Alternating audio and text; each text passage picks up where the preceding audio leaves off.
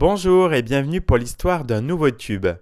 En 1979, Johnny Hallyday enregistre Ma Gueule, une chanson qui va devenir un grand classique de son répertoire. Si ce titre semble a priori avoir été fait sur mesure pour l'idole, il n'en est rien. Retour aujourd'hui sur la jeunesse d'une chanson écrite à l'origine pour la comédienne Alice Sapritch.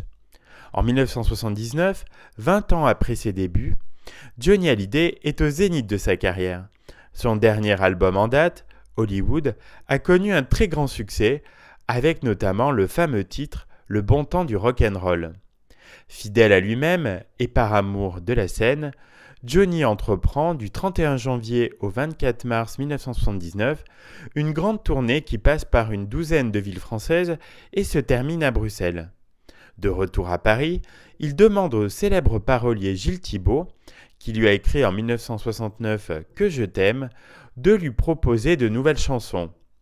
L'auteur repense alors à un titre écrit 5 ans plus tôt. En effet, en 1974, Gilles Thibaut avait croisé dans un studio d'enregistrement la comédienne Alice Sapritch, au physique si particulier, qui faisait ses débuts de chanteuse et enregistrait un album.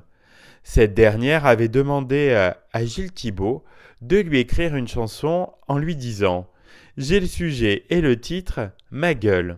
Le parolier s'était mis au travail et avait écrit un début de chanson.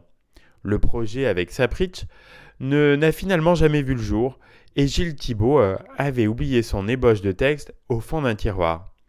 Et puis, en 1979, il repense à cette idée de chanson en se disant qu'elle pourrait convenir à Johnny Hallyday. Il ressort donc ses notes de 1974 et réadapte ses paroles que le compositeur Pierre Nassabal met en musique. En entendant la chanson, Johnny est séduit et accepte de l'interpréter sans hésiter. Le disque est enregistré à la rentrée 79 avec en face B une chanson de Jean Renard et Didier Barbelivien comme Le Soleil. Du 18 octobre au 25 novembre 1979, Johnny fête ses 20 ans de carrière sur la scène du Pavillon de Paris. C'est l'occasion pour lui d'interpréter pour la première fois sur scène Ma Gueule et de constater l'impact de ce nouveau titre sur son public littéralement conquis. Ma Gueule devient non seulement un immense succès, mais également un grand standard du répertoire de l'idole.